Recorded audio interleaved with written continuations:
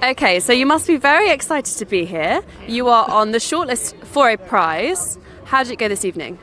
The reading and the Q&A were great. People asked really good questions. It was really lovely to get to chat with folks. So, yeah. And tell me a little bit about your book. It is a collection of short stories that ask questions about gender and sex and sexuality and sort of use horror and science fiction and fantasy to ask these questions. And why do you think that you have been put forward specifically for this prize? Dylan Thomas was something of was talented in many different genres, so I imagine that sort of that willingness to sort of move between genres might be part of the reason. And it sounds as though you've done a little bit of travelling to get over here. Where have you come from? I just came from Sydney, and before that I was in Melbourne, so I've been on a lot of planes in the past 2 weeks. Well, that's such a long way, so you must be really hoping now that you actually win on Thursday, that £30,000. Yeah. Yes, it would be very nice to win. And could you read us just a short excerpt from your book? Sure. There is a story they tell about a girl dared by her peers to venture to a graveyard after dark. This was her folly. When they told her that standing on someone's grave at night would cause the inhabitant to reach up and pull her under, she scoffed. Scoffing is the first mistake a woman can make. Life is too short to be afraid of nothing, she said, and I will show you. Pride is the second mistake. She could do it, she insisted, because no such fate would befall her. So they gave her a knife to stick into the frosty earth as a way of proving her presence and her theory.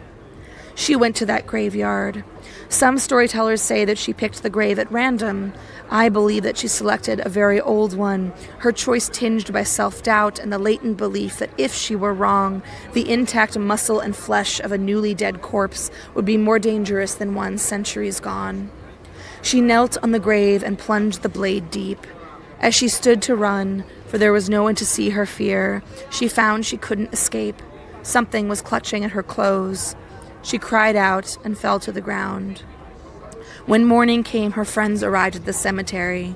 They found her dead on the grave, the blade pinning the sturdy wool of her skirt to the earth. Dead of fright or exposure, would it matter when the parents arrived? She wasn't wrong, but it didn't matter anymore. Afterward, everyone believed that she had wished to die, even though she had died proving she wanted to live. As it turns out, being right was the third and worst mistake. Obviously, there are very strong feminist themes, and particularly in that excerpt. Yes. So if you could tell me about why you think that is so prevalent at the moment. I think that it feels very relevant right now because we are having a contraction of women's rights in the United States and in the world. I think people feel like it's relevant now, but it's always been relevant. Like, women have always been in precarious positions where our humanity was sort of liminal and forfeit. It feels bad, right? I mean, it's particularly bad right now, but history is not linear. It's a cycle. Things get better and worse and better and worse. And so it's weird because I wrote this book. Like, I sold this book 2 years ago, and I wrote it 5 years before that. So I wrote it long before, for example, Trump was president in the United States.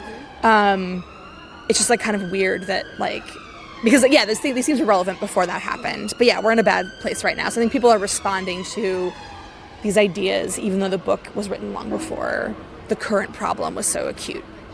And also, in a way, this is a public service. This is representation, isn't it? Yeah, totally.